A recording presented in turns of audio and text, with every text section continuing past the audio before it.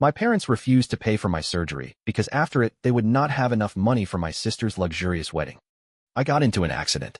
A car hit me while I was crossing the street. When I woke up in the hospital, the doctors told me that without surgery, I might never walk again. The problem was, the surgery was expensive, and my insurance wouldn't cover all of it. I had no choice but to call my parents.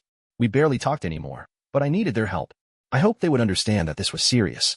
I dialed their number and waited. I called my parents and explained the situation. I told them about the accident, the surgery, and how much money I needed.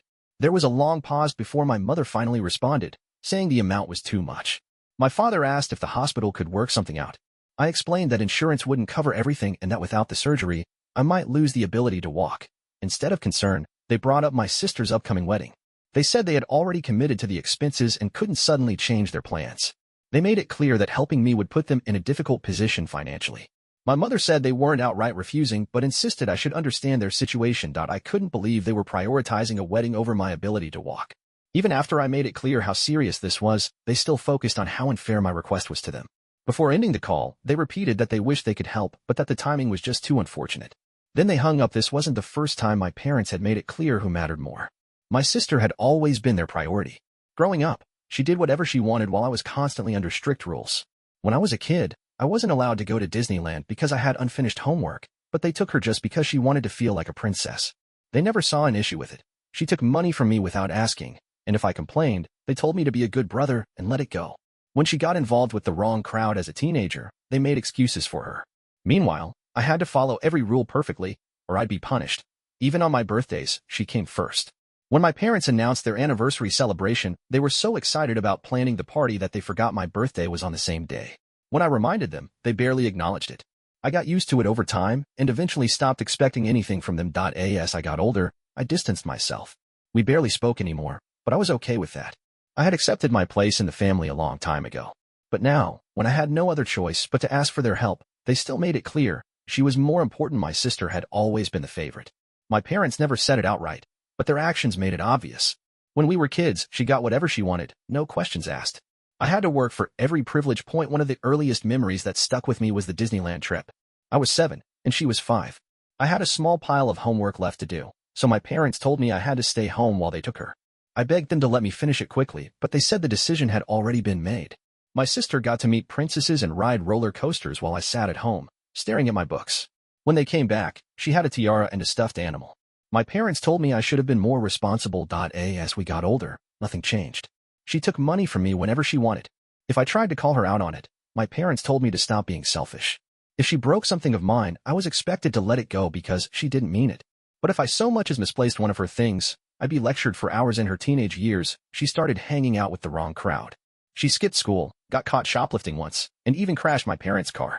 They brushed off everything. She's just going through a phase, they'd say. Meanwhile, I had to maintain perfect grades, follow a strict curfew, and explain every little thing I did.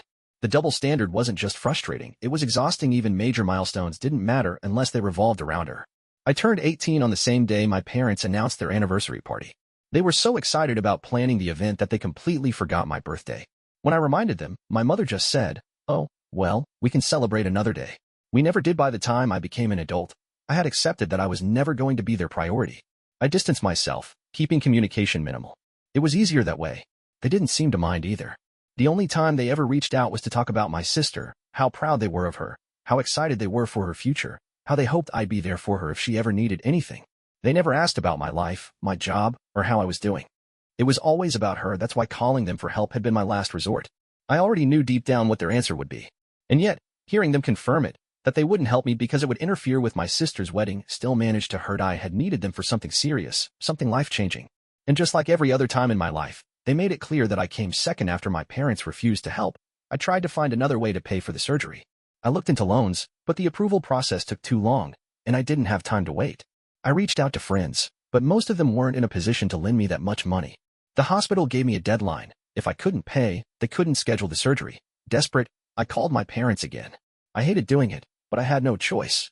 I told them I understood their financial situation, but I asked if they could at least lend me part of the money. I promised to pay them back, even if it took years. My mother sighed heavily and said I was being unfair to them. My father told me I was putting them in an impossible position right before my sister's wedding. They acted like I was attacking them, like I was the one being unreasonable, They told me the wedding had already been planned for months, with deposits paid and everything set in motion. They asked why I would put them in this position. They said it was selfish of me to expect them to suddenly shift their priorities when so many people were counting on them to make the wedding perfect. I reminded them that this wasn't about luxury, it was about my ability to walk. I told them I wasn't trying to take anything away from my sister, just asking for help. They still refused, saying they had to think about what was best for the family. Before I could say anything else, my father said they couldn't keep having this conversation. He told me they wished they could do more, but I was asking for too much at the worst possible time. My mother added that she hoped I would understand one day. Then they hung up. I sat there staring at my phone. That was it. My own parents, the people who were supposed to be there for me when I had nowhere else to turn, had decided that a wedding mattered more than my ability to walk. After that call, I stopped trying. It was clear my parents weren't going to help, no matter how much I pleaded. I tried to come up with another solution, but time was running out. The hospital gave me a strict deadline, and if I didn't come up with the money, the surgery wouldn't happen. I thought about reaching out to my sister, even though we hadn't spoken in years. Maybe she didn't know how bad things were. Maybe, despite everything, she'd step up where our parents wouldn't. But before I could contact her, I saw her social media posts. She was gushing about her upcoming wedding, posting pictures of her dress, the venue, the custom floral arrangements. Everything looked extravagant. Expensive. That's when I realized it wasn't just my parents making this choice. She was involved too. She had to know about my accident, but she hadn't reached out once.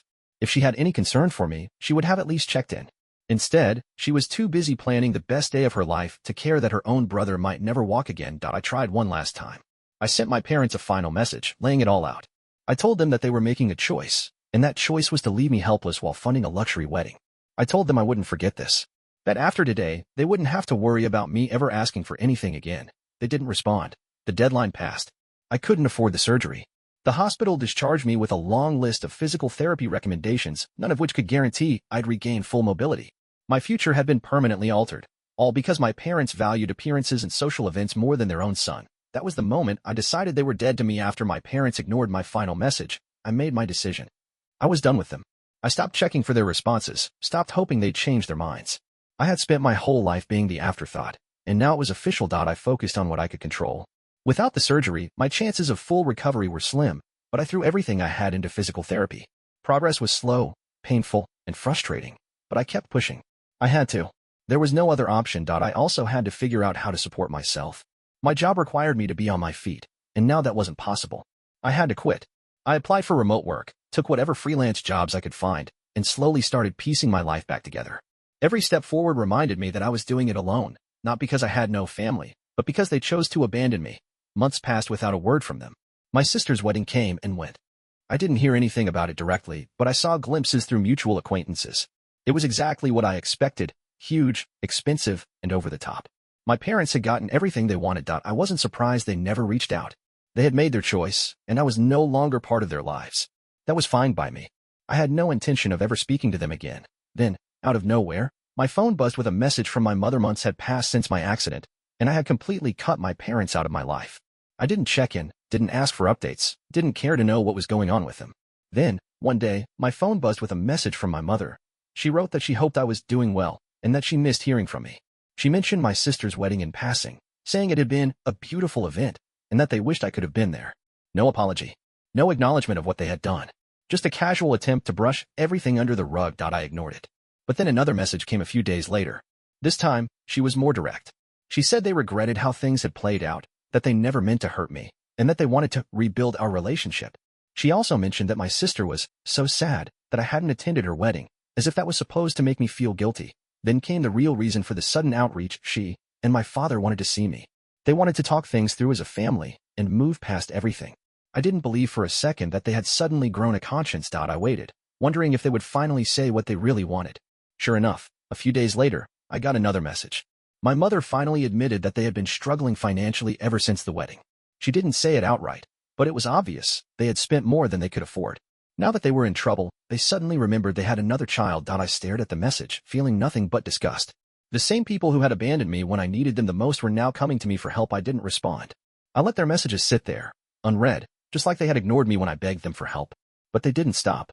My mother sent more texts, saying they just wanted to talk, that they missed me, that they regretted how things turned out. My father eventually messaged too, but his words were more to the point. Things were tough, and they could use some support. That was it. No apology, no acknowledgement of what they had done, just another way of saying, we need money. I thought about everything. about how I had spent months struggling on my own, how I had lost my chance at surgery, how they had left me behind without a second thought. I thought about my sister, who hadn't reached out once, who had let them spend everything on her wedding while knowing I was in a hospital bed, desperate for help, and now they wanted to move past everything. Because they needed something from me. I blocked their numbers. That was the end of it. For the first time in my life, I felt free. No longer waiting for them to care, no longer trying to be seen, no longer playing the role of the forgotten son. They had made their choice. Now, I was making mine. I have no regrets. But sometimes, I wonder, how long will it take before they find another way to reach out? And when they do, will they finally understand that they lost me forever?